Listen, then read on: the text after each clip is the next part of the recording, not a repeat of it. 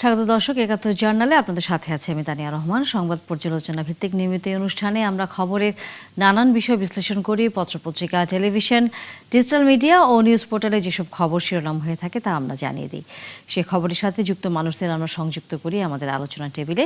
আমাদের স্টুডিও এবং অনলাইনে সংযুক্ত থাকা অতিথিরা সেসব খবরের গভীরে ঢোকেন।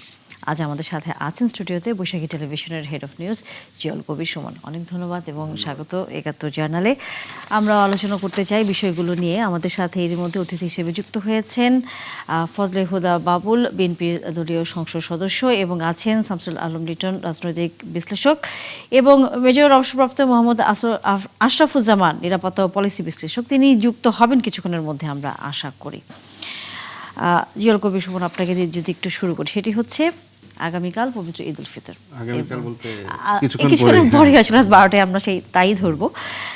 দীর্ঘদিন পর যেটি সবার আগ্রহের জায়গা, যে একটি সরকার প্রধানের সাথে রাষ্ট্রপ্রধান একসাথে ঈদের জামাত আদায় করবেন, এরকম একটি দৃশ্য আমরা কাল সকালে দেখতে যাচ্ছি। হ্যাঁ, যথার্থই বলেছেন। শুরুতে আমি ৭১ জার্নালের দর্শকদের ঈদের শুভেচ্ছা জানাচ্ছি আপনার মাধ্যমে। আর আমার সহ আলোচক যারা আছেন, লিটন ভাই এবং বাবুল ভাই, দুজনকেই শুভেচ্ছা এবং ঈদ মোবারক। তো যেটা বলছিলেন যে দুই ভিভিআইপি কাল ঈদের নামাজ একসাথে পড়তে যাচ্ছেন। আসলে বাংলাদেশের জন্য এটা একটা, বিশেষ করে তারেক রহমান সাহেব প্রধানমন্ত্রী হয়েছেন, ১৭ বছর পর দেশে এসেছেন। আমরা আগে কি দেখতাম? আমরা দেখতাম যে তিনি বিশেষ করে ঈদের সময়গুলোতে সামাজিক যোগাযোগ মাধ্যমে তিনি ঈদের জামাতে নামাজ পড়ছেন, লোকজনের সাথে কুশল বিনিময় করছেন, না তারপরে হয়তো বাসায় চলে যাচ্ছেন বা অন্য কোথাও নিজের ব্যক্তিগত যেই দেখা সাক্ষাৎ সেগুলো করতেন। তো এখানে যেটা হচ্ছে, তিনি গত ১৭ বছর পরে আসার পর উনি যে মানুষের সাথে যে ইন্টারাকশনটা উনি করছেন, বিশেষ করে ওয়ান টু ওয়ান কমিউনিকেটিভ যেই ওনার যে ল্যাঙ্গুয়েজ, ধরেন এক জায়গায় যাচ্ছেন, সেখানে তিনি গাড়ি থামাচ্ছেন, লোকজনের ফুল নিচ্ছেন, কুশল বিনিময় করছেন, হাত নেড়ে নেড়ে যাচ্ছেন। এই জিনিসগুলো মানুষের সাথে না একটা এনাকমেন্ট তৈরি হয়েছে। হ্যাঁ, মানুষও তাকে নিজেদের বলে ভাবতে শুরু করেছেন যে না, বিশেষ করে ১ মাস, এই যে আমাদের এর আগেও বলেছি, আপনার এই ভোটের কালি এখনো শুকায় নাই, কিন্তু বেশ কিছু ইশতেহার তিনি কিন্তু অলরেডি বাস্তবায়নের পথে, অর্থাৎ তৈরি শুরু হয়ে গেছে। তো এই সব কিছু মিলিয়েই কালকে যেই ঈদের জামাতটা আমরা দেখতে যাচ্ছি, এটা বাংলাদেশের মানুষ, বিশেষ করে আপনি জানেন যে মোহাম্মদ শাহাবুদ্দিন সাহেব প্রেসিডেন্ট, তিনি বলেছেন যে বিভিন্ন কারণে উনি জামাতে নামাজ পড়তে পারেননি, তাকে পড়তে দেওয়া হয়নি। তো সেই জায়গাটা থেকেও তিনিও একটা রিলিফ পেয়েছেন বলে আমি মনে করি। আর তারেক রহমান সাহেব প্রধানমন্ত্রী হিসেবে তার যে মানুষের প্রতি মমত্ববোধ বা মানুষের প্রতি যে ভালোবাসা, মানুষের সাথে মেশার যে আগ্রহ, এই জিনিসগুলো আসলে মানুষ তাকে তাদের নিজেদের লোক বলেই কিন্তু ভেবে নিয়েছে বলে আমার মনে হয়। একসাথে আরেকটু জানবার আগ্রহ থাকে সবারই, সেটা হচ্ছে যে সাবেক প্রধান উপদেষ্টা তিনি এবং এনসিপির যেসব নেতারা রাষ্ট্রপতির বিপক্ষে আসলে অবস্থান নিয়েছেন, তারাও থাকবেন কিনা কালকে, এই দৃশ্যটাও হয়তো অনেকের চোখ আসলে ঘুরবে, বিষয় হবে। কারণ পক্ষে বিপক্ষে সবাই থাকবে সেখানে, কে কিভাবে নেয়। কারণ সবকিছুর মধ্যে একটা যে শুরুটা যেভাবে গণ অভ্যুত্থান পরবর্তী যেই, বিশেষ করে সবাই তো গণ অভ্যুত্থানের শক্তি যারা নির্বাচন করেছেন, তো এর পরবর্তীতে এখন একটা জিনিস দেখেন, জনগণ 75% গণভোটের পক্ষে রায় দিয়েছেন, আবার 2/3 মেজরিটি বিএনপিকে দিয়েছেন। তার মানে কি, বিএনপি গণভোটের যে বিষয়গুলো সেগুলো তারা বাস্তবায়ন করবে। আবার বিএনপি এর আগে যে 184টা যেই অধ্যাদেশ যেগুলো ছিল, এর মধ্যে 50%-এর বেশি বিএনপি কিন্তু নোট অফ ডিসেন্ট দিয়েছিল। তো তারা হয়তো যেগুলোতে তাদের আপত্তি ছিল, তো তারা স্বভাবতই যেহেতু ক্ষমতায় আসছে, তাদের যেগুলো তারা ভালো মনে করবেন সেগুলোই তো তারা বাস্তবায়ন করবেন। তো দেখা যাক আগামী কিছুদিনের পরে, হয়তো নির্বাচন ঈদের পরে 1 সপ্তাহ 10 দিন পরে বোঝা যাবে যে রাজনৈতিক গতি প্রকৃতি কোন দিকে যাচ্ছে। তবে সেটি কখনোই সহিংসতা বা খুব বেশি হানাহানির দিকে না যায়, সেটি আমরা প্রত্যাশা করতেই পারি। ফজলে হুদা বাবুল, আপনার কাছে আসতে চাই। 17 বছর পর তারেক রহমান ঈদ উদযাপন করবেন নিজ দেশের মাটিতে, নিজ দেশের মানুষের সাথে। দলের প্রধান নেতার এই ধরনের একটি অবস্থান নিশ্চয়ই আপনাদেরকেও বেশ আবেগিত করেছে। ধন্যবাদ। ঈদ মোবারক। ঈদ মোবারক টু ঈদ মোবারক। আমার মহাদেবপুর বদলগাছি বাসী এবং নওগাঁবাসী সহ সমগ্র বাংলাদেশ বিশ্বের সকল মুসলমানদেরকে ঈদের শুভেচ্ছা। আজকের ঈদটা বোধহয় শুরু হলো আমার খুব একটা খুবই ব্যতিক্রমী, এবং আমি নিজেকে খুব সৌভাগ্যবান মনে করছি। সেটা হচ্ছে লিটন ভাই আমার ইউনিভার্সিটির বড় ভাই, আমার হলের বড় ভাই। আমাকে ছোটবেলা থেকে ফার্স্ট ইয়ার থেকে উনি দেখেছেন। আর সুমন ভাই আমার অত্যন্ত পছন্দের মানুষ। তাদের Thank you. সাথে আজকে টকশো করছি, এটা খুব ভালো লাগছে। সত্যি ঈদটা আনন্দময় হবে ইনশাআল্লাহ। আর যে কথাটি আপনি বললেন যে জনাব তারেক রহমান আজকে 70 বছর পর বাংলাদেশের মাটিতে, প্রিয় মাতৃভূমিতে উনি ঈদ উদযাপন করছেন, এইটা আমাদের জন্য একটা বড় পাওয়া। আর সারা দেশবাসীর জন্য একটা স্বাধীনতার ঘোষকের সন্তান 17 বছর পর সেই দেশের আজকে তিনি আসছেন, ঈদ করছেন, ঈদ উদযাপন করবেন ইনশাআল্লাহ। সেই সাথে একটু বেদনাদায়ক যে উনি ওনার ভাই, আপন ছোট ভাই, প্রিয় ভাই এবং তার মমতাময়ী মা, দেশনেত্রী, আপোষের নেত্রী, গণতন্ত্রের মা আমরা বলি, বেগম খালেদা জিয়া এবং তারেক রহমানের মা এবং ভাইকে ছাড়া উনি ঈদ উদযাপন করবেন। যদিও জিয়া পরিবার কখনো নিজেদের দুঃখের কথা, নিজেদের কষ্টের কথা মিডিয়ায় বলেন না, বাট সন্তান হিসেবে আমি একটা ইতিহাস বলতে চাই। জনাব তারেক রহমানের সাথে আমার জীবনে একবার 1-to-1 মিটিং হয়েছে 2017 সালে। উনি আমাকে 2 ঘন্টা সময় দিয়েছেন। আমি তখন কর্পোরেট জব করতাম, তো স্বাভাবিকভাবেই ঈদটাই আমার ছুটির সময় ছিল। তো আমি ঈদের মধ্যে গেলাম, তো উনি আমাকে বললেন যে আপনি ঈদের মধ্যে কেন আসলেন, আপনার বাবা মার সাথে ঈদ করতেন? আমি বললাম বাবা নেই, মা বেঁচে আছে। হ্যাঁ, মার সাথে ঈদ করতে, তাহলে তো আরো বেশি দরকার, আমি তো আপনাকে জানি। তারপর যখন বললাম যে আপনার মাকে ছাড়াও তো আপনি ঈদ করছেন, আপনার ভাইকে ছাড়াও তো আপনি ঈদ করছেন, তখন আমি দেখেছি ওনার ইমোশন, ওনার চেহারা। কারণ মানুষ যত কঠিনই হোক, যত রূঢ়ই হোক, যত বাস্তবতায় নিজেকে লুকিয়ে রাখতে চাক না কেন, সেই মানুষটার কিন্তু মনের ভাব চেহারায় প্রকাশ পায়। তো এটাও আমাদের জন্য বেদনাদায়ক, তারেক রহমানের জন্য তো অবশ্যই, এবং আমাদের জন্য যে আমরা দেশনেত্রীকে ছাড়া, আমার জীবনের প্রথমবার আমি ঈদ করছি এবং উনি মাকে ছাড়া ঈদ করছেন, এটা একটা দিক। আরেকটা দিক আপনি সঠিকভাবেই বলেছেন যে অনেক দিন পর একটা দেশের প্রধানমন্ত্রী এবং রাষ্ট্রপতি একসাথে ঈদ উদযাপন করবেন। এবারের ঈদটা বিভিন্ন কারণে বহুমাত্রিক দিক পেয়েছে। সেটা হচ্ছে, আপনারা দেখেছেন সংসদীয় গণতন্ত্র শুরু হয়েছে, নির্বাচিত প্রতিনিধিরা সংসদে। আবার যদি অন্যদিকে দেখেন তাহলে সারা বিশ্বে একটা যুদ্ধময় বিশ্ব সারাক্ষণ লেগে আছে। আপনি দেখেছেন যে এই জ্বালানির আপনার হেডলাইন দেখলাম, মানুষের মধ্যে অস্থিরতা ছিল। আমাদের বর্তমান সরকার যতটা পেরেছে, যতটা তাদের প্রধানমন্ত্রী চেষ্টা করেছেন সাধারণ মানুষকে সাথে নিয়ে, সাধারণ মানুষকে যতটুকু ঈদের স্বস্তি দেওয়া সম্ভব, যতটুকু উনি প্রধানমন্ত্রী হিসেবে তাদেরকে, যেমন উনি শাড়ি দিয়েছেন, 3 পিস দিয়েছেন, হাজিদের জন্য রুমাল দিয়েছেন, তার সাথে যদিও প্রত্যেকটা আসনে 700টা মাত্র শাড়ি। আপনি জানেন যেমন আমার আসনে ভোটার সংখ্যা হচ্ছে 4,40,000, আর যদি জনগণ বলেন তাহলে 7 লক্ষের মতো। তো আমি নিজে থেকেও কিছু শাড়ি, লুঙ্গি, পাঞ্জাবি আর্ট করলাম, সারাদিন আজকে বিতরণ করলাম। ভালো লেগেছে, আবার খারাপও লেগেছে, কারণ অনেককে দিতে পারিনি। এই ভালো খারাপ লাগাটার দিনটা, আগামীর দিন যেন এই ঈদের মধ্যে সিয়াম সাধনা আমরা করেছি 1টা মাস, যে মানুষের সাথে যদি আমরা সহমর্মী হতে পারি, এই সিয়াম সাধনা যেন আমাদের দেশের সমগ্র মানুষের মধ্যে যেন রিয়ালাইজেশন নিয়ে আসে, দেশটা যেন আমরা ঐক্যের সাথে, যেটা স্বাধীনতার স্বপ্ন ছিল, জুলাইয়ের স্পিরিট ছিল, আমরা সেটাকে যেন সমুন্নত রাখতে পারি। 90-এর যে গণতান্ত্রিক আন্দোলন ছিল সেটাকে যেন আমরা ধারণ করতে পারি। আগামীর বাংলাদেশটা যেন হয় সকলের এবং সুন্দর, ঐক্যের, সাম্যের, সামাজিক ন্যায় বিচারের। অবশ্যই সেরকম আমরাও একটা আসলে সবাই এই বাংলাদেশ ধরনের আমরা একটি গড়ার স্বপ্ন দেশ দেখি। আসলে প্রত্যাশা করি সাধারণ মানুষের। ঈদের প্রত্যাশাটা যাই হোক না কেন, সেটি আসলে যেন সামনের দিনগুলোতে সাধারণ মানুষের জীবনমান উন্নয়ন এবং একই সাথে নিরাপত্তা নিশ্চিত করে, সেটি প্রত্যাশা থাকবে। শামসুল আলম লিটন, আপনার কাছে আসবো, তবে সেটি বিরতির পর, কারণ আমরা হয়তো তখন আন্তর্জাতিক বিষয়গুলো নিয়ে এটা আলোচনা করতেই হবে আমাদের।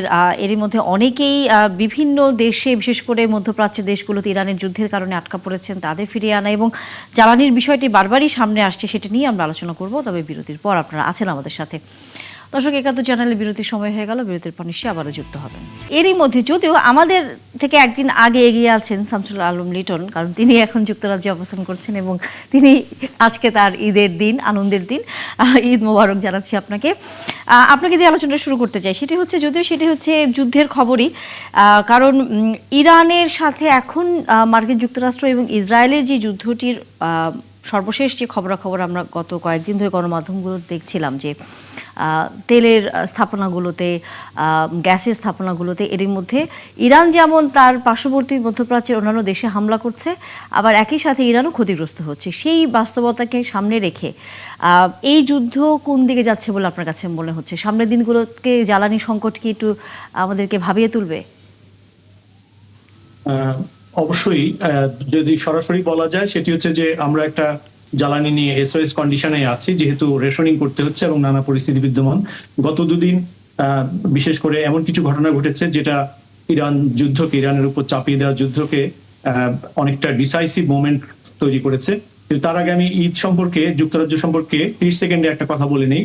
যেই শহরে আমি আমার পরিবারের সঙ্গে ঈদ উদযাপন করতে এসেছি এবং আমার পরিবার এখানেই বসবাস করেন, এই শহরেই 16-17 সালের দিকে, আমি এক্সাক্ট সবটা মনে নেই, এই প্রধানমন্ত্রী তারেক রহমান এবং তার মা বেগম খালেদা জিয়া, তিনি 18 সালের আগে সর্বশেষ এখানে সুস্থ অবস্থায় এসেছিলেন এবং একটি ঈদে তিনি এখানে লন্ডনে সর্বসাধারণের সঙ্গে, প্রবাসীদের সঙ্গে শুভেচ্ছা বিনিময়ের জন্য এসেছিলেন আমাদের এলাকায়। সেটি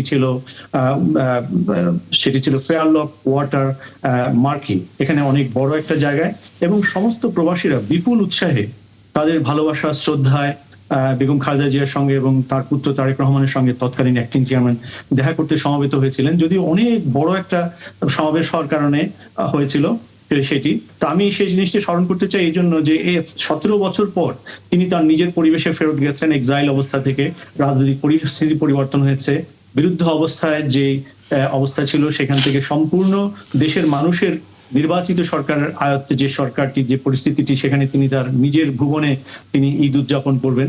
এই পরিস্থিতিটি প্রবাসীরা তাকে 17 বছর তিনি ঈদ উদযাপন করতেন কিংস্টনে, তার বাড়ির পাশেই একটি মাঠে। এই প্রবাসীরা প্রতি বছরই তাকে পেত। এই প্রথম তারা আর পাচ্ছেন না তারেক রহমানকে। তিনি এক্সাইল অবস্থায় থেকে দেশে গিয়ে বর্তমানে তিনি অ্যাক্টিং চেয়ারম্যান নয়, প্রধানমন্ত্রী তারেক রহমান জনগণের মাঝে উদযাপন করেন। প্রবাসীরা হারিয়েছে কিন্তু দেশ তাকে পেয়েছে। আমি মনে করি গণতন্ত্রের মধ্য দিয়ে এই অভিযাত্রা অব্যাহত থাকবে। ঈদের আনন্দ সকলের মধ্যে ছড়িয়ে পড়ুক। এই সঙ্গে আমি এবার বলছি যে এই যুদ্ধ অবস্থা আমাদেরকে এই উদযাপন করতে হচ্ছে।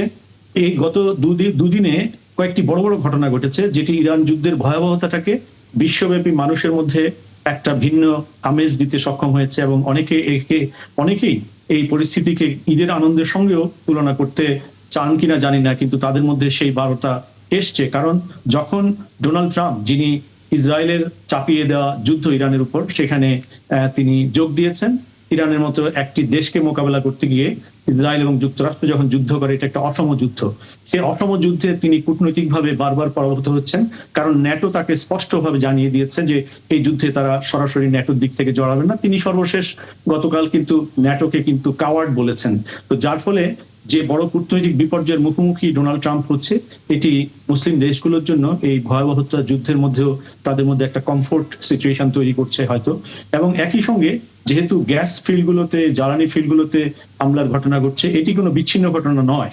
কারণ ইসরায়েল যখন তার ইরানের বেসামরিক এলাকাগুলোতে বারবার হামলা করছে, প্রেসিডেন্টগুলোকে অ্যাসাসিনেট করছে সরাসরি আঘাত করে, এবং প্রত্যেকটি নেতাকে সরাসরি অ্যাসাসিনেশনের অর্ডার দিয়ে বিশ্ব মানবতার যে ইন্টারন্যাশনাল যে রুলস রেগুলেশন সবকিছুকে একেবারে তোয়াক্কার বাইরে নিয়ে বিশ্ব সভ্যতাকে উল্টো দিকে হাঁটাতে শুরু করেছে।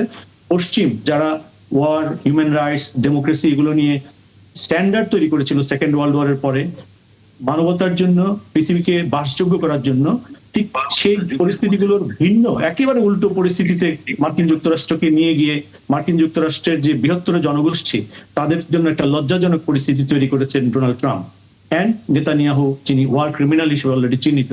এই যুদ্ধে কূটনৈতিক বিপর্যয় যে ডোনাল্ড ট্রাম্পের, এটি ইরান যুদ্ধে ইরান হারবে কি জিতবে সেটি বড় কথা নয়। বড় কথা হচ্ছে 28শে ফেব্রুয়ারি থেকে এ পর্যন্ত পরাক্রমের সঙ্গে বিশ্বের দুটি বৃহৎ শক্তিকে ঠেকিয়ে রাখার মধ্য দিয়ে যে প্রতিরোধের যে বিজয়, সেই বিজয়টিকে এই ঈদের সময়ে মানুষ ভিন্ন মাত্রায় হয়তো দেখতে চাইবে। কিন্তু এই কূটনৈতিক বিপর্যয় ডোনাল্ড ট্রাম্প কাটিয়ে উঠতে পারবে কিনা জানি না, তবে ইরান যুদ্ধের সামনের দিনগুলো আরো রক্তাক্ত হওয়ার সম্ভাবনা দেখছেন অনেকে।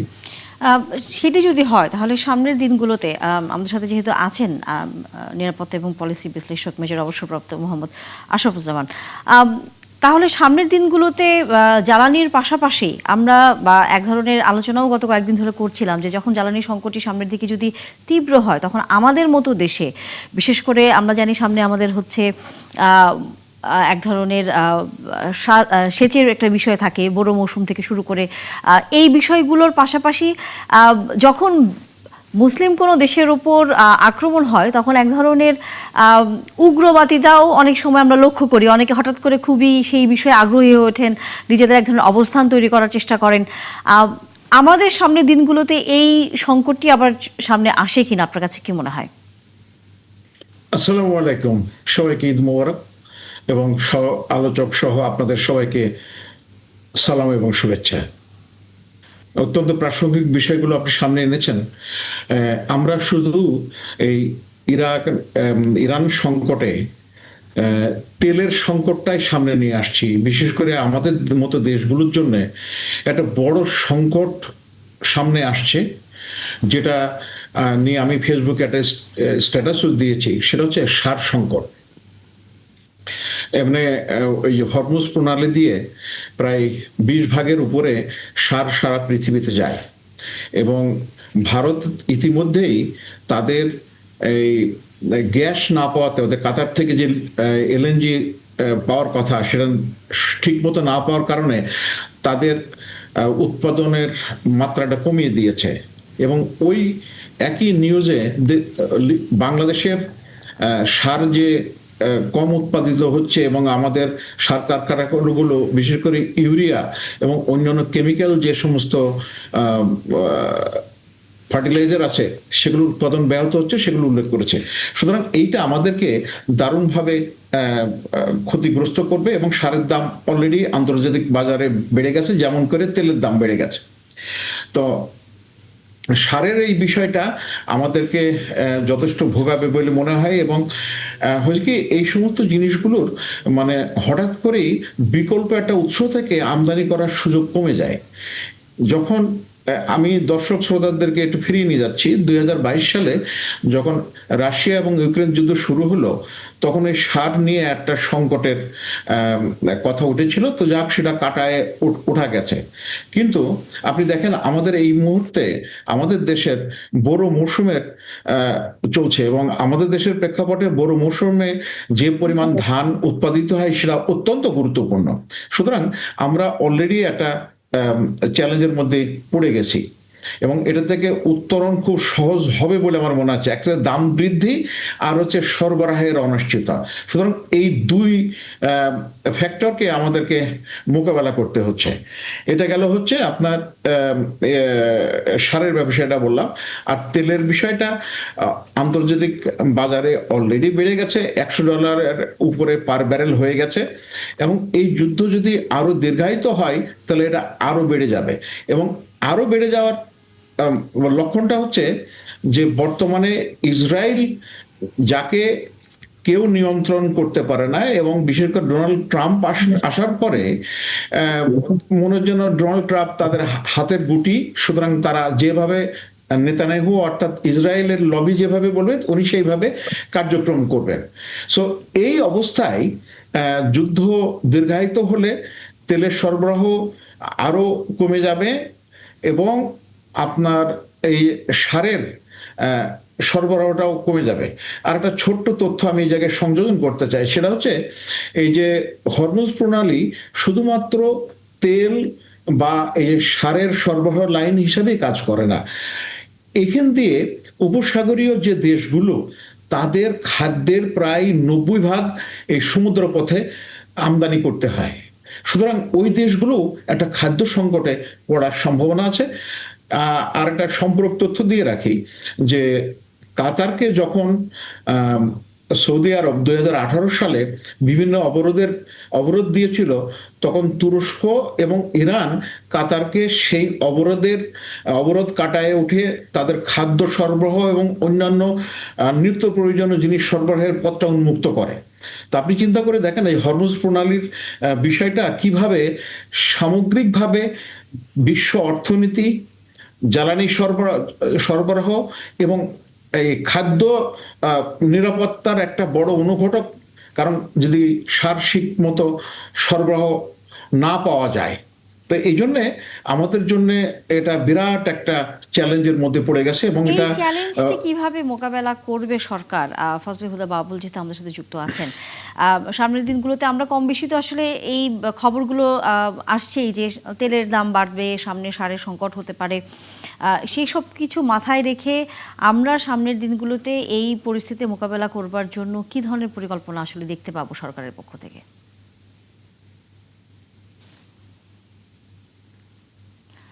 আমরা আপনার কথা শুনতে পাচ্ছি না। আর জি, ধন্যবাদ। Major Zaman in fact in detail বলেছেন। যেমন উনি ওই যখন কাতারের প্রতি অবরোধ হলো, বিষয়টা হচ্ছে আমি মধ্যপ্রাচ্যে আমার থাকবার অভিজ্ঞতা হয়েছিল। 5 বছর আমি ছিলাম, দুবাই বেস ছিলাম যখন জব করতাম। তো সেখানে আমি একটা জিনিস দেখেছি, যখন ওই আপনার উপসাগরীয় কান্ট্রিগুলো যখন সৌদি আরব কিছু বলেন, তখন ওই আপনার কুয়েত, বাহরাইন, ইউএই মানে সংযুক্ত আরব আমিরাত, এরা একসাথে একটা ইয়েস বলে বসে। আর ওমান কি করে, ওমান সবসময় একটু নিউট্রাল থাকবার চেষ্টা করে। এই যে আজকে মধ্যপ্রাচ্যের এই ঘটনাটা, আমি অত নিরাপত্তা বিশ্লেষক না, অভিজ্ঞতা থেকে আমি যেটা দেখেছি, তারা সবসময়ই একটা ইসরায়েলপন্থী পলিসির মধ্যেই থেকেছেন, মানে আমেরিকান পন্থী পলিসির মধ্যেই থেকেছেন। এটাই বোধহয় মধ্যপ্রাচ্যে একটা ইস্যুর সবচেয়ে বড় মানে অনুঘটক আমি মনে করব। দ্বিতীয় যে বিষয়টা, সেটা হচ্ছে যে সারা বিশ্বে মুসলমানদের একটা বিষয়, যে বিষয়গুলো এখনো সেটেল হয়নি, অমীমাংসিত অনেকগুলো বিষয় আছে। কারণ ওই দিন আমি একজনের বক্তব্য শুনছিলাম, ইউরোপিয়ান এক মুসলমানের। তো আসলে আমরা মুসলমান, দ্যাটস সাইড। এখানে যে সুন্নি, শিয়া, এরপর আপনার পীর, জামাত, তবলিগ, হুজুর, কওমি, এই যে কাহিনীগুলো যে ঘটেছে, এবং সেখানে ওই ইমাম হাম্বলি, মালিকি, শাফি এবং হানাফি এর মধ্যে বিভাদ, এই যে জিনিসগুলো বিভিন্ন তরিকায় যে মুসলমানরা বিভক্ত, এর পেছনেও কোনো কোনো ক্ষেত্রে অনুঘটক হিসেবে আমার মনে হয় মধ্যপ্রাচ্যের বোল্ড অবস্থানটা আমরা কখনোই দেখিনি। এবং আলটিমেট কিন্তু যুদ্ধের এটাই একটা কারণ হয়ে দাঁড়ায়। 1, 2, যে কথা বলেছেন যে ওই সময় খাদ্য সরবরাহটা যেভাবে আপনার তুরস্ক কাতারকে দিয়েছেন, আমি যেহেতু ওখানে ছিলাম, আমার অনেক কলিগ আছেন, এবং আপনি জানেন বাংলাদেশের প্রচুর মানুষ মধ্যপ্রাচ্যে থাকে, আমার এলাকারও আছে। 2-1 ছোট ভাইকে ফোন দিলাম, কি অবস্থা, বলে না কিচ্ছু না, এভরিথিং ইজ ফাইন, দুবাইয়ের সবকিছু ভালো। আবার বাহরাইনে একজন বলছেন যে যে কোনো কিছু হতে পারে। তা আমি বললাম, how about the food chain, how the supply chain is going on? তো ওদের বললেন যে যেটা হরমুজ প্রণালী দিয়ে আসতো, ওইটা এখন সাবকন্টিনেন্ট থেকে সাপ্লাই হচ্ছে। কাজেই ওই যে আবার মানে কারো পৌষ মাস, কারো সর্বনাশ। বাংলাদেশ থেকে কিন্তু এই মুহূর্তে প্রচুর সবজি যাচ্ছে, এবং কাঁচা যত আপনার খাবার আছে এগুলা যাচ্ছে মধ্যপ্রাচ্যে, এবং দাম বেশ ভালো, এবং এয়ারলাইনগুলো ভালো রেট পাচ্ছে, তাদের ফ্রেট পাচ্ছে। আজকে সবচেয়ে যেটা বেদনাদায়ক, সেটা হচ্ছে যে আজকে কিন্তু আল আকসা মসজিদে ঈদের জামাত হয়নি। এটা আমাদের মুসলমানদের জন্য খুবই বেদনাদায়ক একটা বিষয়। এটা আমি কখনো শুনিনি। আমার পড়ালেখাও তো নেই, কিন্তু আমার আই অবজারভেশনে আমি কখনো শুনিনি যে আল আকসায় ঈদের জামাত অনুষ্ঠিত হয়নি। এটা আমাদের মুসলমানদের জন্য অনেক ব্যর্থতা। এই ঈদের এই এই আনন্দ এবং এই সিয়াম সাধনা যেন আমাদের মুসলমানদের জন্য ঐক্যের একটা জায়গা হয়, আমি আল্লাহর কাছে এই দোয়াটা করি। এবং তাহলে আমার মনে হয় মধ্যপ্রাচ্যের শান্তি একটা হতে পারে। যে কথায় আসছেন যে কৃষি এবং তেল, আমার সরকারের ব্যবস্থাপনা কি, দেখুন এই সরকার খুবই নব্য, মাত্র 20-25 দিনের ছোট শিশু। অনেক কিছু নিয়ে আমরা চলছি, এটা সব সরকারই এসে বলে, খুব গতানুগতিক কথা বলছে। তবে আমি এখনো সরকারের যেটা আমি মোটিভ বুঝি, বিশেষ করে জনাব তারেক রহমান, উনি কৃষিকে ব্যাপক গুরুত্ব দেন। আমি নিজে কৃষক দলের একজন সদস্য, কর্মী একজন পদে যুগ্ম সাধারণ সম্পাদক কেন্দ্রের। সেখানে আমাদেরকে উনি 5 বছরই কৃষি নিয়েই অনেক কথা বলেছেন, অনেক দিক নির্দেশনা দিয়েছেন। তো এরকম একটা সিচুয়েশনে আমাদের দেশে বিদ্যুৎটাকে স্বয়ংসম্পন্ন করতে গেলে আমার মনে হয়েছে বায়োগ্যাস প্ল্যান্ট আমাদের ব্যাপক হারে করতে হবে। 1, 2 আমাদের যেটা সোলার সিস্টেম, আমাদের যে ন্যাচারাল আল্লাহ প্রদত্ত যেটা, এইটাকে আমাদের বিশেষ করে কৃষিতে একটা ব্যাপক হারে কারণ আপনার এখন এটা হচ্ছে, আপনি খেয়াল করবেন যে পৃথিবীতে বিগত 8-10 বছর 15 বছর কোনো না কোনো ভাবে পৃথিবী একটা যুদ্ধের মধ্যে আছে।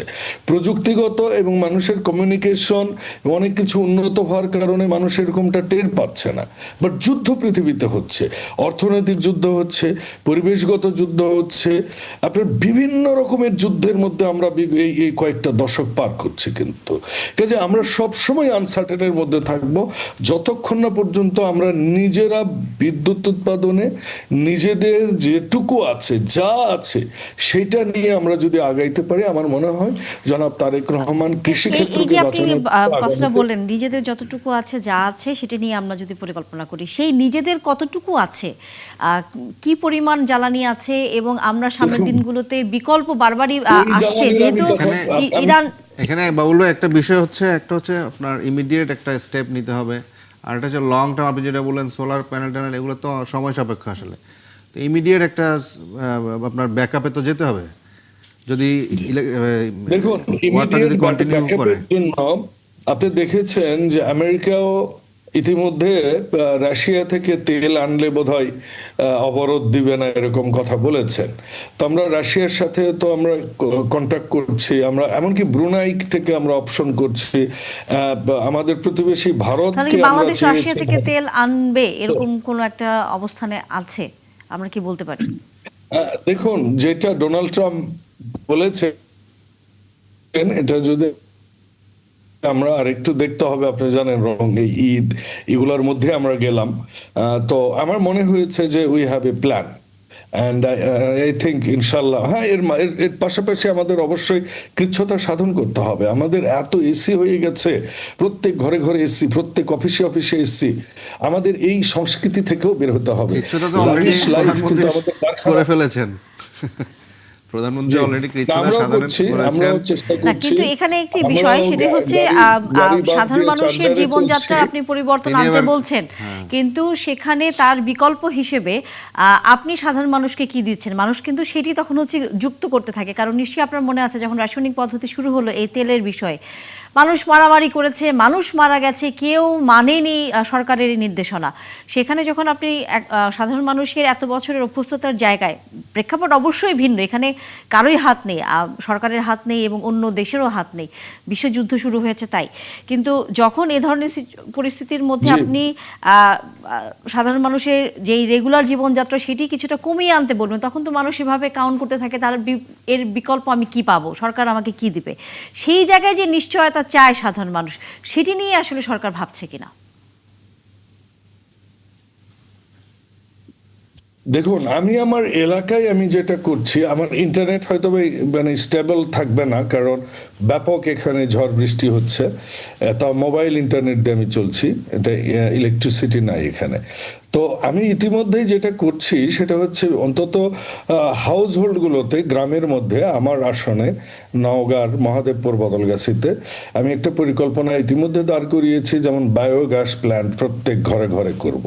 এক। দুই, অবশ্যই আমি নিজেও গাড়ি ব্যবহার এখন অলমোস্ট করি না, আমি চার্জারে চড়া শুরু করেছি এবং উদ্বুদ্ধ করছি সবাইকে। কৃষির আলহামদুলিল্লাহ আমাদের এলাকায় বেশ কয়েকদিন থেকে বৃষ্টি হওয়াতে, এবং আজকেও বৃষ্টি হচ্ছে, আগামী মাসখানেক হয়তো আমরা একটু সেফে থাকবো, আমার এলাকার কথা আমি বলছি। তো হ্যালো, জি, শুনতে পাচ্ছি। am I audible? হ্যাঁ জি, আমরা শুনতে পাচ্ছি আপনাকে। আচ্ছা, তো সেটা হচ্ছে আমার মনে হয় বায়োগ্যাস প্ল্যান্টটা আমার গ্রামাঞ্চলে এটা করা যায়, এটা খুব সময় না, সাপেক্ষ কিন্তু না। এটি 3 আপনি থেকে হয়তো সামনের 4 মাসের দিনগুলোর মধ্যে আমরা পরিকল্পনার যদি কথা এটা বলছেন, কিন্তু একটা প্রজেক্ট বর্তমানে আকারে নিতে পারি, এটা করা যায়। জ্বালানির অবস্থা কি, সেটি দিয়ে কতদিন দেশের মানুষ চলতে পারবে, কি পরিমাণে সেটি সে পাবে, এই বিষয়টা সম্পর্কে সাধারণ মানুষের ভিতর এক ধরনের এখনো অস্পষ্টতা রয়েছে। বিষয়টি আসলে নিরসন করা দরকার। আমরা ফিরবো, আমাদের আলোচনা চলবে, কারণ এর মধ্যে যেহেতু আমরা জানি অনেক বাংলাদেশিরা মধ্যপ্রাচ্যে কাজ করেন, যখন এই যুদ্ধগুলো হচ্ছে তখন সেখানে শ্রম বাজারটি একটা সংকটে পড়ে। আমরা সেটি নিয়ে ভাবছি কিনা সেই খবর আপনাদের কাছ থেকে আমরা নিব, তবে সেটি বিরতির পর। দর্শক, ৭১ জার্নালে বিরতির পর নিশ্চয়ই থাকবেন আলোচনায়। আবারও ৭১ জার্নালে জলকবি সুমন আপনার কাছে আসতে যায়, সেটি হচ্ছে যে আমাদের রেমিটেন্স যোদ্ধা যারা, তারা বেশিরভাগই আসলে মধ্যপ্রাচ্যের, এবং সেখানে এই যুদ্ধ যখন হচ্ছে অনেকেই আমরা দেখছি যে সেখানে চাকরি হারাচ্ছে, অনিশ্চয়তার মুখে পড়ছে, দেশেও আসতে পারছে না। আবার অনেকের এখান থেকে দেশে থেকে ওই দেশগুলোতে যাওয়ার যে ভিসা সেটিও শেষ হয়ে যাচ্ছে, নানা রকম জটিলতা তৈরি হচ্ছে। আপনার কাছে কি মনে হয়, এই যুদ্ধের ফলে আমরা কি আমাদের এই বাজারটি হারাতে বসছি? এই ধরনের কোনো শঙ্কা দেখা? বাজার এটা অত্যন্ত সময় উপযোগী এবং গুরুত্বপূর্ণ একটি বিষয়। সেটি হচ্ছে আপনার এই যে ইরানের যেই যুদ্ধ এবং মধ্যপ্রাচ্য, ইরানকে কেন্দ্র করে মার্কিন মিত্র যে দেশগুলো আছে, তো কুয়েত, কাতার, সৌদি আরব, আরব আমিরাত, এইসব দেশে কিন্তু অসংখ্য বাংলাদেশি থাকেন, এবং একটা টোটাল রেমিটেন্সের 60% কিন্তু এই দেশগুলো থেকে আসে। তো সেক্ষেত্রে আপনার এই যুদ্ধটা যত কন্টিনিউ হবে তত বাংলাদেশিদের জন্য অত্যন্ত সাফার হবে, এবং এই বাংলাদেশের বাজার কিছুটা সংকুচিত হবে বলে আমি মনে করি। আমি আজকেও কথা বলছিলাম কাতারে, তো সেখানে সে আমাদের এক প্রতিনিধি, তিনি বলেছেন যে ভোর ৫টা ৫৩ ঈদের জামাত পড়তে ওনারা পড়েছেন, এবং মাত্র ১৫ মিনিট সময় দেওয়া হয়েছিল। এবং যে দর্শনীয় যে স্থানগুলো, এগুলো কিন্তু সব বন্ধ। তো সেই অবস্থায়, এবং এর বাইরে আপনি যদি আরও অন্য যে দেশগুলো আছে সেগুলো, তো সব মিলিয়ে যেটা মনে হচ্ছে বাংলাদেশে অদূর ভবিষ্যতে মানব প্রবাসী কল্যাণ মন্ত্রণালয় এই ক্ষেত্রে অত্যন্ত অ্যাক্টিভ থাকতে হবে, এবং তারা তাদের করেসপন্ডেন্স চালিয়ে যেতে হবে, যাতে করে আমাদের রেমিটেন্স খাতটা যেন কোনো মতেই সংকুচিত না হয়, এবং এটা কীভাবে আরও এক্সটেনশন, যাদের ভিসার মেয়াদ শেষ হয়ে যাচ্ছে সেগুলো আরও কীভাবে কী করা যায়। এখন যে দেশগুলোতে আছে তারাও কিন্তু যুদ্ধের শিকার, এবং আপনি যদি দেখেন তাহলে সেক্ষেত্রে বাংলাদেশ সরকারকে উদ্যোগী হতে হবে, এবং যারা আছেন সরাসরি তারা যেন বেনিফিটটা পান, যে ঠিক আছে যুদ্ধ শেষ হলে আপনারা আবার যেতে পারবেন, কোনো একটা নেগোসিয়েশনের জায়গাটা যেন তারা কন্টিনিউ করেন, তাহলে হয়তো সেই জায়গায় কিছুটা রক্ষা হবে। আদারওয়াইজ প্রভাব মোটামুটি ভালোই পড়বে বলে আমার মনে হয়। শামসুল আলম লিটন, আপনার কাছে আসলে এই বিষয়টা একটু জানতেই চাই, যেহেতু আপনি এই বিষয়গুলো নিয়ে আরও বেশি বিস্তারিত হয়তো তথ্য রাখেন।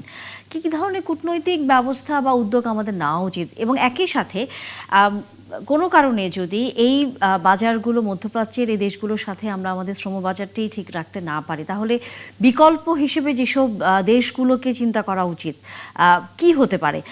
বিশেষ করে আমি একটু মালয়েশিয়ার কথা বলতেই চাই, যে আমাদের এই মধ্যপ্রাচ্যের পরে মালয়েশিয়ার দিকে হচ্ছে আমাদের যারা শ্রমিক রয়েছেন, যারা একটু নিম্ন আয়ের মানুষ, তারা যেতে আগ্রহী হন, এবং সেখানে গিয়ে তারা সবচেয়ে বেশি আমরা দেখেছি যে দালালের খপ্পরে পড়েন, ভয়ঙ্কর নির্যাতনের শিকার হন, যে প্রাণহানি পর্যন্ত হয়।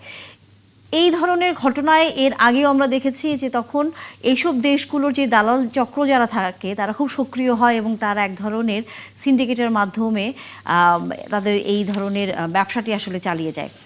সেটাতে যাতে না পড়েন আমাদের দেশের সাধারণ মানুষ, সেটি নিয়েও আসলে সরকারের কি করা উচিত বলে আপনার মনে হয়? এটা একটা বড় মাপের ডিজাস্টার, শুধু বাংলাদেশের জন্য নয়, ওয়ার্ল্ডের অন্তত ১০০টি দেশ কম বেশি এই যুদ্ধের যারা ক্ষতিগ্রস্ত হচ্ছে, এবং আমাদের জন্য সবচেয়ে বড় ক্ষতি যেটি হচ্ছে যে জ্বালানি এবং এবং হিউম্যান রিসোর্সেস, বিশেষ করে আমাদের রেমিটেন্স যোদ্ধারা অথবা রেমিটেন্সের যে প্রবাহ, এটি অলরেডি বড় রকমের হুমকির মধ্যে আমরা আছি, এবং এই যুদ্ধ খুব দ্রুত যদি শেষ না হয়, এবং খুব দ্রুত শেষ হওয়ার কোনো লক্ষণ আপাতত দেখা যাচ্ছে আমরা না। দেখছি না। এবং এই কারণে যে এটা লম্বা যদি হয়, তাহলে আমাদের যে পরিস্থিতিটি হবে এটি আমাদের একটা জাতীয় দুর্যোগের অংশ হবে, কারণ জ্বালানি এবং রেমিটেন্সের প্রবাহ দুটোই আমাদের লাইফ লাইন। এই দুটো লাইফ লাইন যদি হুমকির মুখে হয়, তাহলে কিন্তু আমাদের ন্যাশনাল পার্লামেন্টে এই সেশনেই তারা আলোচনা করবেন কিনা জানি না, তবে জাতীয় গুরুত্ব বিবেচনায়, কারণ দুটো ডিজাস্টার একসঙ্গে, এই দুটো ডিজাস্টারকে জাতীয় ন্যাশনালি যদি প্রায়োরিটি নাম্বার 1 প্রায়োরিটিতে নিয়ে আসা হয়, কারণ পরবর্তী সংসদ নিশ্চয়ই 2 মাসের একটা ইন্টারভেল করতে পারে অথবা তার চেয়ে বেশি, তো সেই ক্ষেত্রে পরিস্থিতি আরো গভীর সংকটে যেতে পারে। যে কারণে বাংলাদেশ যে পরিস্থিতিতেই পড়ুক না কেন, বিশ্বের অনেক দেশ যে পরিস্থিতি পড়ছে তারা কিভাবে মোকাবেলা করছে জানি না, কিন্তু আমাদের মতো দেশের ন্যাশনাল ইউনিটির মাধ্যমে, আলাপ আলোচনার মাধ্যমে এই পরিস্থিতিকে মোকাবেলা করা কিন্তু আমাদের জন্য সবচেয়ে জরুরি, সবচেয়ে গুরুত্বপূর্ণ। তো জাতীয় যে আপনি যে মালয়েশিয়ার বাজারের কথা বলছেন, আমাদেরকে বিকল্প বাজার আফ্রিকা, সাউথ আমেরিকা এবং ফার ইস্টের, বিশেষ করে কোরিয়া, জাপান এবং বিয়ন্ড এই দেশগুলোতে আমাদের কিন্তু কনসেন্ট্রেট করা দরকার। এটিও কিন্তু পার্লামেন্টে আলোচনা হওয়া দরকার, কারণ মালয়েশিয়াতে অন্য দেশ যেখানে মাত্র $1000 দিয়ে যায়, $500-700 দিয়ে টিকিট দিয়ে যায়, আমাদেরকে সেখানে গরিব মানুষগুলো তাদেরকে 5-7 লক্ষ 10 লক্ষ টাকা খরচ করে দিয়ে যেতে হয়। কেন? পার্লামেন্টে আলোচনাটি হলে এবং আমাদের যে যে কোম্পানিগুলো কাজগুলো করছে এদের উপর যদি স্ট্রিক্টলি কতগুলো জিনিস ইম্পোজ করা যায়, নেপালের এজেন্সিগুলো যদি পারে 50,000 অথবা 60,000 টাকায় একটা ম্যান পাওয়ার পাঠাতে, আমাদের 6 লক্ষ 7 লক্ষ টাকা কেন লাগবে? কেন লাগবে এই প্রশ্ন আমরা যারা এখানে শুনছি এবং আমরা যারা এখানে আলোচনায় আছি তারা সবাই জানি। অল্প কিছু কোটারি মানুষকে, সিন্ডিকেটকে বিলিয়নিয়ার বানানোর জন্য একটা দেশের লাইফ লাইন চলতে পারে না। পার্লামেন্টকে এই ব্যাপারে কঠোর সিদ্ধান্ত নিতে হবে, এবং তাহলে আমরা শ্রমবাজারে থেকে আমরা কয়েক গুণ আমরা ইনপুট পাবো এবং মানুষের জন্য কমফোর্ট তৈরি করতে পারবো বিদেশ যাওয়ার ক্ষেত্রে। কঠিনভাবে পরিস্থিতিটি প্রধানমন্ত্রী তারেক রহমান দেখবেন, বিশেষ করে তার প্রবাসী মন্ত্রণালয় যাদেরকে দেওয়া হয়েছে তারা দুজন প্রবাস বান্ধব, আরিফ চৌধুরী এবং নুরুল হক নূর, তারা এই বিষয়গুলোকে প্রধানমন্ত্রী তারেক রহমানকে কঠোর সিদ্ধান্ত নিতে, তার দলের যদি কোনো ব্যবসায়িক ক্ষতিগ্রস্ত হয় সেটাকে পাত্তা না দিয়ে ন্যাশনাল ইন্টারেস্টে আমার মনে হয় যে আমাদেরকে আরো বিকল্প বাজার খুঁজতে হবে, এবং এই দুটি জাতীয় দুর্যোগের বিষয়ে ন্যাশনাল পার্লামেন্টে ইমিডিয়েটলি আলোচনা শুরু হওয়া দরকার। আপনার এই প্রস্তাবটি নিশ্চয়ই আমরা উত্তর নিব ফজলে হুদা বাবুলের কাছ থেকে। তবে মেজর অবসরপ্রাপ্ত মোহাম্মদ আশরাফুজ্জামানের কাছে আমার একটি প্রশ্ন, সেটি হচ্ছে যে বিকল্প বাজারের ক্ষেত্রে আমাদের কূটনৈতিক অবস্থানটা আসলে কি হওয়া উচিত? কারণ আমরা যে ধরনের আমাদের দেশ থেকে মানুষরা যান বেশিরভাগই হচ্ছে নিম্ন আয়ের এবং শ্রমিক, এবং বারবারই বলা হচ্ছিল যে তাদেরকে কিছুটা হলেও স্কিল করে পাঠানোর অনেক চেষ্টা নানাভাবে নেওয়া হয়েছে, কিন্তু তারপরেও দেখা যায় যে সেভাবে আমরা পাঠাতে পারি না, যার জন্য আমরা খুব ভালো কোনো কাজ এই মানুষগুলোর জন্য অন্য দেশে আসলে আমরা পাই না, তাদেরকে সেই শ্রমিক অথবা তাকে অনেক অর্জব করতে হয়। এই জায়গায় যদি আমরা নতুন করে বাজার তৈরি করার পাশাপাশি যাদেরকে আমরা পাঠাবো তাদেরকে একটু হয়তো ওই দেশের ভাষা বা ইংরেজি ভাষা শিক্ষা বা কোনো কাজ খুব ভালো করে জেনে যাওয়ার, এই বিষয়গুলো আসলে মাথায় রাখা উচিত কিনা আপনার কাছে কি মনে হয়? আপনাকে অনেক ধন্যবাদ। এই বিষয়ে আমাদের প্রথমে মনে রাখার দরকার যে হঠাৎ করে বাজার খুঁজে সেখানে লোক পাঠাতে একটা দীর্ঘ প্রক্রিয়া লাগে। দেখেন, এই মধ্যপ্রাচ্যের দেশগুলো আমাদের সেই 1976 সাল থেকে লোকজন যাওয়া শুরু হলো। তো ওখানে যে সমস্ত লোক যায় তারা আমাদের দেশের শিক্ষা ব্যবস্থার কারণে, আপনি ম্যাট্রিক পাস করেছে, এইচএসসি পাস করেছে, IMGPA 5, তো এদের ভাষার যে দুর্বলতা, না ইংরেজি, আমি নিজে ব্যক্তিগতভাবে অনেক ছেলের ইন্টারভিউ করেছি, তারা যেমন আমার কাছে, আমি বললো যে তোমার ম্যাট্রিকের নিয়ে এসো, তো রেজাল্টটা নিয়ে এসো, তো রেজাল্ট শিটে সাবজেক্টগুলো বাংলায় লেখা আছে, তারপর রেজাল্ট দেওয়া আছে। আমি বললাম তুমি এক কাজ করো তো, তুমি ইংরেজিতে এই যে তোমার যে রেজাল্ট শিটটা আছে সেটা ইংরেজিতে, বাংলায় আছে, তুমি এটা ইংরেজিতে করো তো। বিশ্বাস করে তারা সেটা পারে না। তো এইটা হচ্ছে আমাদের দুর্ভাগ্য, কিন্তু এটা হচ্ছে বাস্তবতা। সো আমরা যে কিছুই বলি না কেন, নতুন মার্কেটে এটা সময় লাগবে। যেমন আমার মনে হয় যে আমাদের কৃতজ্ঞ থাকা উচিত প্রফেসর ইউনূসের কাছে, যে উনি তার ব্যক্তিগত উদ্যোগে জাপানে সেমি স্কিল বা স্কিল ক্যাটাগরির লোক পাঠানোর ব্যাপারে একটা বিরাট উদ্যোগ নিয়েছিলেন এবং সেটা কাজও শুরু হয়েছে। এখন সেটাতে মনে করেন তারা বলছে যে সম্ভবত 1 বছরের একটা প্রশিক্ষণ দিয়ে তাদেরকে নিয়ে যাবে। সুতরাং এইটার মধ্যে একটা আপনার প্রশ্নের উত্তর পাওয়া যাবে যে বললে হয় না, এটা ম্যাচিওর করতে সময় লাগে এবং সেখানে প্রত্যেক দেশের কাজের ধরন এক এক রকম। তো সেখানে ভাষাগত একটা বড় চ্যালেঞ্জ আছে। তারপরে কোন ক্ষেত্রে কাজ করবে, কোন ফিল্ডে কাজ করবে, সেই জায়গায় দক্ষতা আছে কিনা। আপনি যদি খেয়াল করেন আমাদের জনগোষ্ঠীর আপনার এই যে টেকনিক্যাল এডুকেশন, তারা সার্টিফিকেট নিয়েছে, কিন্তু তাকে যদি ওই বিষয়ে প্র্যাকটিক্যালি কাজ করতে বলা হয় তখন কিন্তু সেটা পারে না। তো আমাদের এই দুর্বলতাগুলো মাথায় রাখতে হবে। প্রত্যাশা যখন করব বা পরিকল্পনা করব, আশাবাদী হওয়ার জন্য বাস্তব ভিত্তি দরকার। কিন্তু আমার মনে হয় এই জায়গায় আমাদের একটা বিরাট দুর্বলতা আছে। তো এই সুযোগে আমি আরো 2-1টা বিষয় আছে যেটা করে আমরা ওভারঅল আপনার এই বিষয়গুলোর সাথেই সম্পৃক্ত। যেমন এই যে যুদ্ধ দীর্ঘায়িত হওয়ার ব্যাপারে ট্রাম্প সাহেব ইসরায়েলের প্ররোচনায় যুদ্ধে গেছেন, এটা মোটামুটি প্রতিষ্ঠিত এবং আমেরিকাতেও সেটা এইভাবে উচ্চারিত হচ্ছে। তো দেখেন ট্রাম্প সাহেবের জামাই কুজনার কিন্তু এই একটা বড় অনুঘটক, এবং ইসরায়েল তাকে মোটামুটি তাদের ফোল্ডে নিয়ে আসার ফলে আপনার কাজগুলো তাদের পক্ষেই নেওয়া সুবিধা হয়েছে। তো এই স্বজনপ্রীতির যে ব্যাপারটা, এইটা এখানে একটা জাজল্য প্রমাণ। আরটা হচ্ছে যে এই যুদ্ধ তাড়াতাড়ি শেষ হওয়ার ব্যাপারে ট্রাম্প সাহেব মনে করেছিলেন যে খুব তাড়াতাড়ি শেষ হয়ে যাবে, কিন্তু ইরান যে এত শক্ত অবস্থান নেবে বা তাদের যে সক্ষমতা আছে সেটা সে অনুধাবন করতে পারেন না। আর অনুধাবন করলেও উনি মনে করেন যে গায়ের জোরে করতে পারবেন, কিন্তু বাস্তবে কিছুটা উনি চোরাবালির মধ্যে পড়ে গেছেন। তো এই জন্যে বলা হচ্ছে, মানে যুদ্ধ শুরু হওয়ার পরপরই 2টা কথা বলা হয়েছে। একটা হচ্ছে ইরান ইজ নট লুজিং, অর্থাৎ ইরান হারছে না আর আমেরিকা জিতছে না। এবং আজকে 4র্থ সপ্তাহ শুরু হচ্ছে শনিবার দিয়ে, সেখানেও মোটামুটি সেই কথাগুলো রয়ে গেছে। এবং এখানে গতকাল যে ঘটনা ঘটছে এটা অতি আশ্চর্যজনক ঘটনা। সেটা হচ্ছে আমেরিকার গর্ব 5th generation fighter, স্টিলথ fighter F-35 সেটা আক্রান্ত হয়েছে। এবং এটা চারটিখানি ব্যাপার না, এখানে আপনার এই যে মানে বৈষয়িক একটা বিপদটা সামনে নিয়ে আসতে হবে। আমার প্রশ্ন ছিল জনশক্তি রপ্তানি নিয়ে। সেটা হচ্ছে এই যে আজকে যে বিষয়গুলো আমরা আলোচনা করছি, যে মানব সম্পদ দক্ষ করে গড়ে তুলতে হবে, তারপর পাঠাতে হবে, তাতে করে তারা ভালো জব করতে পারবে, ভালো রেমিটেন্স পাঠাতে পারবে। কিন্তু এই আলাপগুলো কিন্তু আমরা আরও আজ থেকে 25-30 বছর আগেও কিন্তু এই সেম কথাগুলোই কিন্তু আমরা তখনও বলেছি। মানে মজার ব্যাপার হচ্ছে এই ব্যবসাগুলো যারা করেন তারা কিন্তু সরকারের খুব কাছাকাছি থাকেন, সরকার শীর্ষ পর্যায়ে তারা বাইরার নেতৃত্বে থাকেন এবং আশীর্বাদ পুষ্ট হন। তো পরে আর এই বিষয়গুলোতে কিন্তু আর হয় না, যে যার যার মতো করে সিন্ডিকেট করে সবাই যার যার মতো ব্যবসা করেন। তো একটা প্রাতিষ্ঠানিক যে বিষয়গুলো, প্রাতিষ্ঠানিক রূপ দেওয়ার, যে আমার এখানে স্কিল ম্যান পাওয়ার ডেভেলপমেন্ট করে আমরা বিদেশে পাঠাবো, যেই উদ্যোগটা, এটা কিন্তু আমরা দেখি নাই। এই আজকে 25 বছর পরে, আমি আমার প্রফেশনে 25 বছর পার হয়ে গেছে, আমি কিন্তু দেখি নাই। মানে আমি 25 বছর আগে সেম এই কথাগুলোই, এবং আমি কিছু পার্সন এটা নিয়ে কিছু কাজও করেছিলাম এই সিঙ্গাপুর মালয়েশিয়া গিয়েও। কিন্তু এই এখনো আমরা এই 2026 সালে এসে পড়ে আছি।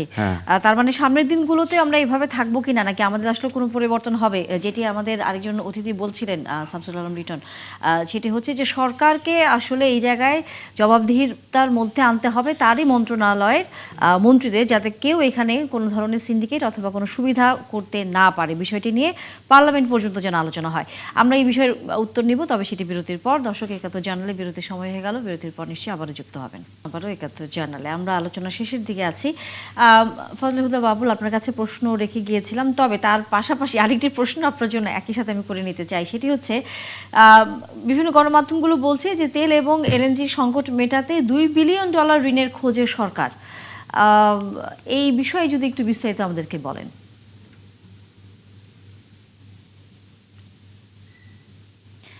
আমরা আপনার কথা শুনতে পাচ্ছি না। ঋণ নেওয়াটা একটা সরকারের স্বাভাবিক একটা প্রক্রিয়া। যখন দেশ একটা সমস্যায় থাকে, আপনি জানেন জিডিপির অবস্থা খুব খারাপ, অর্থনীতি ফোকলা করে গেছে, এখানে অনেক ইস্যু আছে। সো আমার মনে হয় যে ঋণ নেওয়া, তেল কেনা, মজুত করা, এটা আমি মনে করি সঠিক স্ট্র্যাটেজি নিয়েছেন। আর যে আলোচনাটা হচ্ছিল সেটা হচ্ছে যে আমাদের রেমিটেন্সের কথা। রেমিটেন্সের কথাটা দেখুন, আমি মধ্যপ্রাচ্যে থাকার কারণে শ্রমিকদের সাথে আমার খুব ওতপ্রোত সম্পর্ক হয় বিভিন্ন কারণে।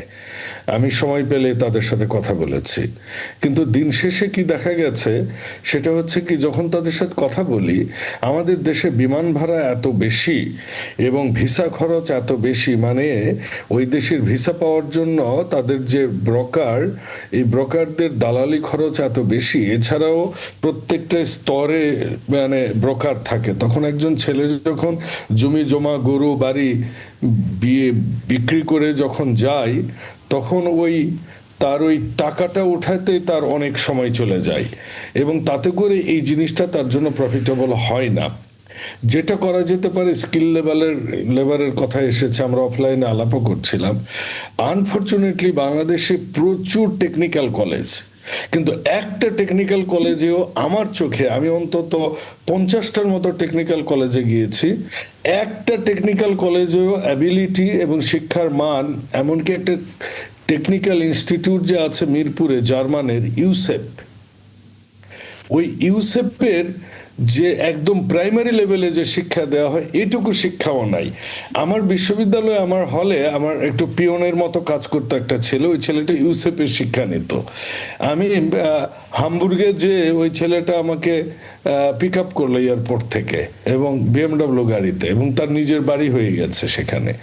তো আমাদের দেশের এই ক্যারিগরি শিক্ষা বোর্ডের অধীনে যেসব ইনস্টিটিউট কলেজ আছে, এখানে শুধুই মাত্র আপনি দেখবেন 22 জন শিক্ষক আছে, 11 জন ছাত্র আছে। ছাত্র নাই, কিন্তু বেতন ঠিকই উঠছে। এই চক্র থেকে আমাদের বের হতে হবে। 1, 2, আমাদের যেসব বিদেশি মিশনগুলো আছে, দূতাবাসগুলো যেখানে আছে, এনাদের কোনো বার্ষিক বাজেট থাকে না, রেভিনিউর কোনো টার্গেট থাকে না। আমি যখন দুবাই থেকেছি, দিল্লিতে থেকেছি, সিঙ্গাপুরে থেকেছি, তখন তাদের সাথে যখন কথা বলেছি, তাদের একটাই দুঃখ, প্রোটোকল দিতে দিতে তারা শেষ। তো আমাদের প্রাইম মিনিস্টার তো এখন প্রোটোকল পছন্দ করেন না। আমার মনে হয়েছে যে আমাদের পররাষ্ট্র দপ্তরগুলো বিভিন্ন দেশে, তাদের একটা বাণিজ্যিক বাজেট থাকা উচিত।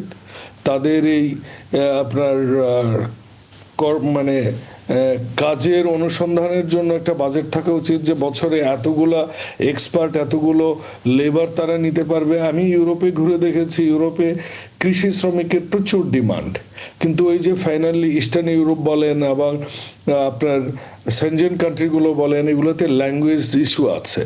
তো আমাদের ওই ল্যাঙ্গুয়েজগুলো, খুব প্রাথমিক ল্যাঙ্গুয়েজ যদি আমরা একটু দিতে পারি তাদেরকে, ইংরেজির ভাষাভাষী, যেটা আমাদের সরকারের পরিকল্পনায় আছে, আমরা নির্বাচনে ইস্তেহারে দিয়েছি, আমার মনে হয় এটা একটা সমাধানের বিষয় হিসেবে আমরা দেখতে পাবো আগামীতে।